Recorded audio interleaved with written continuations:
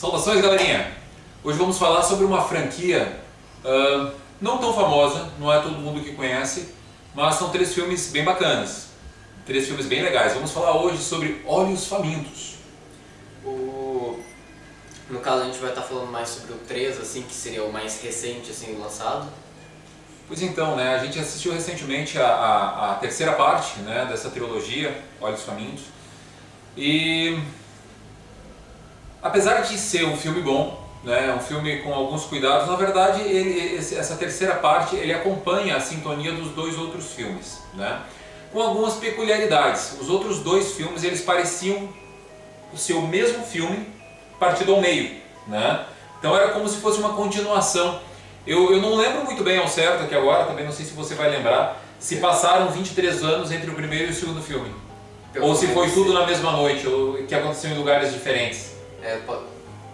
Isso eu também não lembro, porque o filme seria de 23 em 23 anos, uma criatura fica meio que acorda e fica solta por 23 dias. É como se fosse nos 23 dias dividido, né? O filme. Vários filmes podem acontecer dentro dos mesmos 23 dias, né? Pois bem, eu acho o filme muito bom no seguinte sentido. Eu acho que a atmosfera do filme é algo bem legal, bem bacana, né? Os 2 primeiros filmes eles têm características similares, algo que o terceiro filme não acompanha. Os 2 primeiros filmes eles acontecem à noite, né? Seja por ser uma outra época, seja por algumas restrições, quem sabe, nos efeitos especiais a serem feitos à luz do dia, algo que faz com que os efeitos tenham que ser de melhor qualidade, né?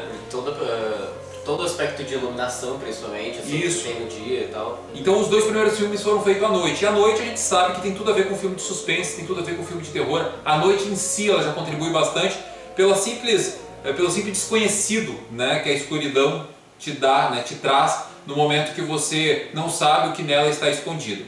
Esse terceiro filme ele acontece ao dia, né? O monstro ele aparece repetidas vezes ao dia, né?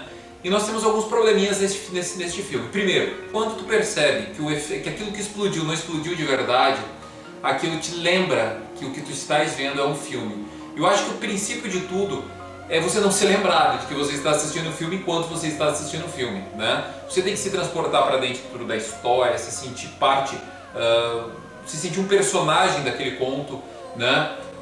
Se sentir abraçado pelo enredo, pela história, se assustar quando o momento é propício, se alegrar quando a ocasião requer alegria, mas no momento em que tu vê um efeito e ele conta para você que ele é falso, né, na simples apresentação, eu acho que isso te lembra, né, lembra o espectador que ele está assistindo um filme. Eu acho muito ruim. Né? Também não sei explicar isso, tipo, a tua compreensão de que aquilo é falso. Tipo assim, é algo que por algum motivo ele não encaixa assim com o ambiente, tu vê aquilo e tu tem certeza que aquilo ali é falso, assim, tu tem certeza que é um efeito, porque se a gente era uma rua normal, pronto, explodiu ali porque o computador fez com que ela explodisse. A opção de o filme se passar durante o dia, achei que foi bacana por um lado, né, que dá uma maior compreensão para as cenas, porque quando as cenas de ação acontecem à noite, né, muitas vezes aquilo fica de difícil entendimento, a gente não sabe o que é o que, onde começa um, onde termina o outro, né, quando tudo acaba tem um monte de gente morta. Pois é, o ruim também dessas cenas escuras é quando eles decidem também fazer, tipo assim, um corte a cada 5 segundos, assim, pra pegar ângulos diferentes, daí sim tu se perde. E ainda a câmera balançando, né? Isso é proposital, né? A câmera balançar é proposital, mas eu acho extremamente cansativo. Mas um outro ponto negativo em Olhos Famintos 3 foi eles terem, de certa maneira, dado vida para o caminhão do vilão, né? Pois é. O caminhão do vilão é como se fosse uma entidade agora, né? Tem vida própria, inclusive em determinado momento agride o próprio vilão, né? Se fosse possível matá-lo, teria matado, né? O caminhão acaba sendo mais forte do que o monstro principal. É mais indestrutível do que o monstro principal. Um caminhãozinho de sorvete cheio das armadilhas. Eu acho que nós poderíamos entender, defini-lo dessa forma. Com uma blindagem absurda que faz qualquer tanque de guerra passar vergonha, né? Uma munição de 20mm, né, acoplada numa picape que deveria, se atingindo o veículo, se não perfurasse, o que eu já acho um absurdo não perfurá-lo, né, Não conheço nenhum tipo de liga, nenhum tipo de material que simule o vidro, que não fosse danificado com aquele tipo de calibre, mas ele deveria pelo menos tombar o caminhão. E o caminhão continua avançando, sendo alvejado por aquela munição, como se nada tivesse acontecido. Isso, de ricocheteia, assim, absolutamente para a mesma direção que o projeto foi lançado, assim, né?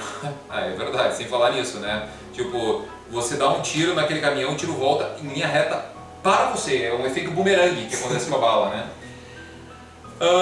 Os ângulos do caminhão não existem, assim, ele bate 30 graus, volta, assim, ele não bate, vai, não. Não, ele volta, a bala chega, ela faz a ré e retorna para você e te mata, né? Mas assim, nós não vamos nos estender muito falando sobre Olhos Famintos 3, né? É um filme que merece ser visto pelo que foi as duas partes anteriores, as duas partes anteriores, boa. Por aquilo que foi as duas partes anteriores, então ele merece ser visto, mas por si só não é um bom filme, né? Ele te desagrada mais do que te agrada, né? Mais do que te encanta, né? É um filme que ele não serve para assustar, é um filme que ele tem uma história já batida, uma história conhecida, e eu acho que não faz jus aos dois primeiros filmes que tinham uma atmosfera mais escurecida, mais Tim Burton, assim, né? Guardadas as devidas proporções, uma atmosfera as coisas aconteciam mais à noite, né? O visual do vilão eu acho interessante porque se fosse uma figura feminina seria uma bruxa, né? Seria como se fosse uma bruxa, porque ele voa, ele tem uma indumentária toda peculiar, né? Mas naquele filme ali em questão, ele até assovia em determinado momento. Pois é, ele sai cantarolando. Ele assim, cantarola, sabe? Não foi. Se esse foi o terceiro e último filme, eu acredito que não, porque a gente já está acostumado com as franquias sendo a todo momento sendo resgatadas, franquias como Halloween, franquias como Sexta-feira 13, né, que nós já falamos aqui inclusive sobre Halloween. Mas o pessoal entende que isso aí é rentável, existe um público sim, um público fiel para esse tipo de filme, mas esse terceiro filme ele perdeu qualidade se comparado aos dois primeiros. Muito bem, galerinha, então assim, Olhos Famintos 3 é um bom filme? É um filme razoável, não passa disso, né?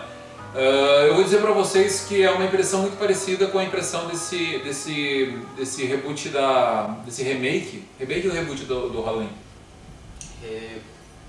Uma continuação de um antigo. Foi uma continuação, né? Uma continuação de um clássico, né?